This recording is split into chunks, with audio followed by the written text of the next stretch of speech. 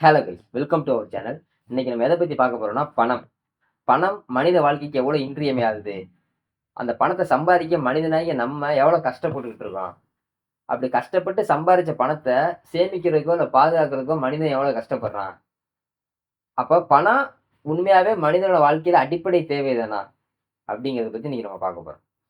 இப்ப பணம் மனித வாழ்க்கைக்கு உண்மையாவே அடிப்படை தேவைதான். ஏன் அப்படின்னா, ஒரு காலத்துல மனிதனோட அடிப்படை தேவைகளா 3 விஷயம் இருந்துச்சு. உணவு, உடை, இருப்பிடம். இப்ப அந்த உணவு, உடை, இருப்பிடம் இந்த 3 விஷயத்தையுமே நம்ம தக்க வச்சுக்கணும். இல்ல அந்த 3 விஷயம் நமக்கு வேணும் அப்படின்னா, அதுக்கு பின்னாடி இருக்கிறது பணம் தான். இப்ப பணம் இருந்தா தான் அந்த 3 விஷயமே நமக்கு கிடைக்கும். ஏன்னா, அந்த காலத்துல வாழ்க்கை முறை வேற மாரி இருந்துச்சு. இப்ப இந்த காலத்துல எல்லாத்தோட வாழ்க்கை முறையுமே பணத்த சார்ந்து தான் இருக்கு. இப்ப ஒரு காலத்துல எல்லாருமே காடுகள்ல, மலைகள்ல வாழ்ந்துகிட்டு இருந்தாங்க. தன்கிட்ட என்ன பொருள் இருக்கோ அத வச்சு ஒரு குடிசைய போட்டு, இல்ல ஒரு மரங்கள் இருக்குன்னா, அந்த மரத்த வச்சு தங்குறதுக்கான இடத்த ரெடி பண்ணாங்க. இப்ப உணவு வேணுமா? காட்டுல ஏதோ பொருட்கள வேட்டையாடி, இல்ல கடலுக்கு போயிட்டு மீன் புடிச்சு, இந்த மாரி என்னென்ன விஷயங்கள் இருக்கோ, அத வச்சு நம்ம உணவு சாப்பிட்டோம். இப்ப உடைனா, என்ன மரத்தோட இலை, இல்ல செடி, கொடி, இல்ல விலங்குகளோட தோலு, இந்த மாரி விஷயங்கள அது ரிலேட்டடான பொருட்கள பயன்படுத்தி, நமக்கு அந்த தேவையான 3 விஷயத்தையும் நம்ம எடுத்துக்கிட்டோம். ஆனா, இப்ப எல்லாமே வணிகமாயிருச்சு. இப்ப எல்லாத்தையுமே நம்ம காசு குடுத்து தான் வாங்க வேண்டிய ஒரு கட்டாயத்துல இருக்கோம். அப்படிங்கிறப்போ, நம்ம மனிதனா வாழ்றதுக்கான அடிப்படை தேவைகளா இருக்க அந்த 3 விஷயத்த பூர்த்தி பண்றதுக்கு, நம்மகிட்ட பணம் வேணும். அப்ப அந்த பணத்த நம்ம சம்பாரிச்சா தான், அந்த பணத்த நம்ம சேமிச்சு வச்சிருந்தா தான், அந்த மனிதனா வாழ்றதுக்கான அந்த அடிப்படை தேவைகளே நமக்கு கிடைக்கும். அப்படி நம்மகிட்ட பணம் இல்ல அப்படின்னா, அந்த தேவைகள் எதுவுமே நமக்கு கிடைக்காது. அப்ப இதுலருந்து நமக்கு என்ன தெரியுதுன்னா, பணம் இன்றைய சமுதாயத்துக்கு, இல்ல இப்ப உள்ள விஷயத்துக்கு பணம் ரொம்ப ரொம்ப ரொம்ப முக்கியமான ஒரு பொருளா இருக்கு. இப்ப பணம் ரொம்ப முக்கியமான விஷயம், அடிப்படை தேவை அப்படிங்கிறதுக்காண்டி, அத தப்பான வழியில சம்பாரிச்சிரலாம், அப்படிங்கிற மாரி நம்ம யோசிச்சோம்னா, நம்மளோட மிகப்பெரிய முட்டாள் யாருமே இருக்க மாட்டாங்க. ஏன்னா, நல்ல வழியில சம்பாரிக்கிற பணம் மட்டும் தான், நமக்கு சந்தோஷத்தையும், நிம்மதியும் தரும்.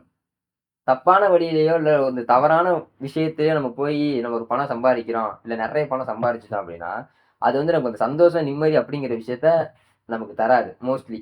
ஒரு சில காலகட்டம் வேணா சந்தோஷத்த தரலாம். ஆனா ரியாலிட்டியா அது 100% நமக்கு சந்தோஷத்தையோ, நிம்மதியோ தராது. இல்ல தப்பான வழியில நம்ம போய் பணம் சம்பாதிக்கணும் அப்படின்னு ஆசைப்பட்டு ஏதோ ஒரு விஷயத்துக்குள்ள போயிட்டு, நம்ம அந்த விஷயத்துக்குள்ள லாக் ஆகி நம்மளோட வாழ்க்கையே தொலைக்கக்கூடிய சூழ்நிலை கூட நமக்கு உருவாகலாம். அப்ப நான் என்ன சொல்றேன்னா, பணம் நம்மளோட வாழ்க்கைக்கு அடிப்படை தேவைதான். பணம் நம்மளோட வாழ்க்கைக்கு முக்கியமான ஒரு விஷயம் தான். அத நல்ல வழியில சம்பாதிக்கணும். நல்ல விதமா சம்பாதிக்கணும். மத்தவங்களுக்கு எந்த பாதிப்பும் ஏற்படுத்தாத அளவுக்கு. இல்ல மத்தவங்களுக்கு நம்ம ஒரு தப்பான விஷயத்த பண்ணிட்டு, நம்ம அதுலேருந்து பணத்த சம்பாரிச்சுடலாம் அப்படிங்கிற ஒரு நல்ல எண்ணங்களோட, நல்ல விதமா சம்பாதிக்கிற பணம் தான், நம்மளோட வாழ்க்கைக்கு உதவும். நம்மளோட சந்தோஷத்துக்கும், நம்மளோட நிம்மதிக்கும் அதுதான் ஒரு முழு உந்துதலா இருக்கும். ஏன்னா, இன்னைக்கு பணத்துக்காக தான் நெறைய பேர் கஷ்டப்பட்டுட்டு இருக்காங்க. ஏன்னா, இப்ப குடும்பத்து கூட டைம் ஸ்பெண்ட் பண்ண முடியாது. அவங்க குழந்தைங்க கூட டைம் ஸ்பெண்ட் பண்ண முடியாது. ஒரு நல்ல விசேஷத்துக்கு அவங்க அட்டெண்ட் பண்ண முடியாது. ஒரு திருவிழா, தேரோட்டம் இந்த மாரி எந்த விஷயத்தையுமே அவங்க சந்தோஷமா கொண்டாட முடியாது. எல்லாத்தையுமே சாக்ரிஃபைஸ் பண்ணி ஒரே ஒரு விஷயத்துக்காக ஓடிக்கிட்டு இருக்காங்க. எதனால? பணம். ஏன்னா, அந்த பணம் அந்த அளவுக்கு ஒரு மனிதனோட வாழ்க்கைக்கு முக்கியமான விஷயங்களா இருக்கு. இப்ப இன்னைக்கு இருக்க கோர்ட்டு, ஸ்டேஷனு எல்லா விஷயத்திலுமே குற்ற வழக்குகள் இருக்கு அப்டின்னா, அதுக்கு பின்னாடி ஒரு காரணம் பணத்தால தான் இன்னைக்கு அதிக வழக்குகளே கோர்ட்ல இருக்கு. ஏதோ ஒரு விஷயத்துக்கு பின்னாடி அந்த பணம் இருக்கும். அப்ப அந்த பணத்த நம்ம சரியான முறையில ஹேண்டில் பண்ணோம். இல்ல சரியான முறையில நமக்கு வர வச்சுக்கிட்டோம். இல்ல சரியான முறையில நம்ம அத ஹேண்டில் பண்றோம் அப்டின்னா, அந்த பணம் நமக்கு சந்தோஷத்த அளவுக்கு அதிகமான சந்தோஷத்தையும், நிம்மதியையும் அது நமக்கு தரும். இல்ல அத நம்ம சம்பாதிக்கிற நோக்கமும் தப்பு. அத ஹேண்டில் பண்ற நோக்கமும் தப்பு. அப்டி இருந்துச்சுன்னு வச்சுக்கங்களேன், நம்மளோட வாழ்க்கை ஸ்பாயில் ஆயிரும்.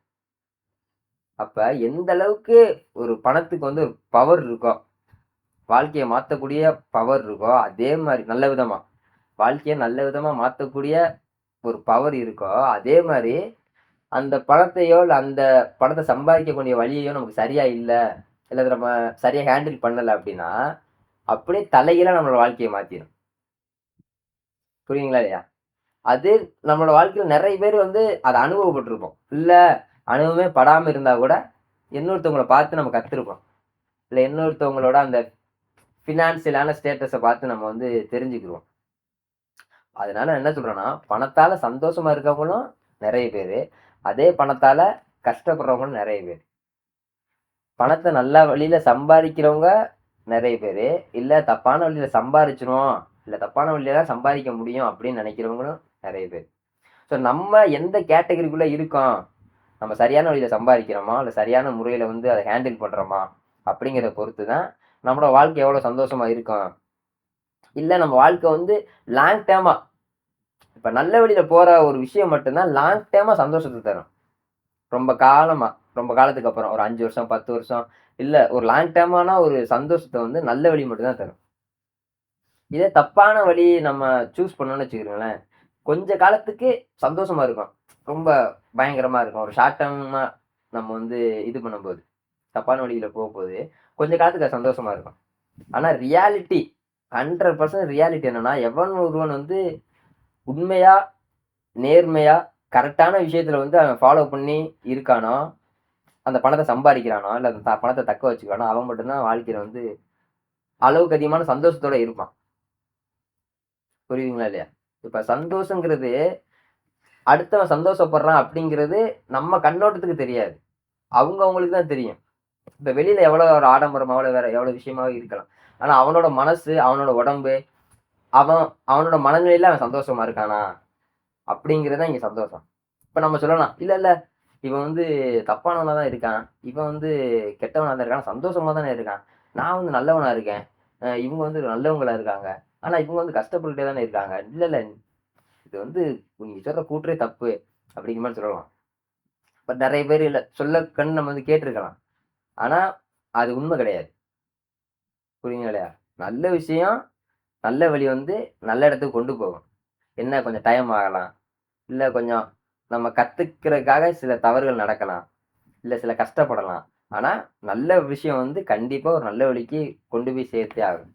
அதே மாரி அதுக்கு அகைன்ஸ்டான விஷயம் வந்து தப்பான வழியோ, தப்பான விஷயத்துக்கோ நம்ம கஷ்டப்படுற மாரி இடத்துக்கு கொண்டு போய் சேர்க்கும். அப்ப எந்த அளவுக்கு பணத்த நம்ம கரெக்ட்டா சம்பாரிக்கிறோம், இல்ல நல்ல வழியில சம்பாரிக்கிறோம் அப்படிங்கிறத பொறுத்து தான் நம்மளோட வாழ்க்கை எந்த அளவுக்கு சந்தோஷமா இருக்கும்.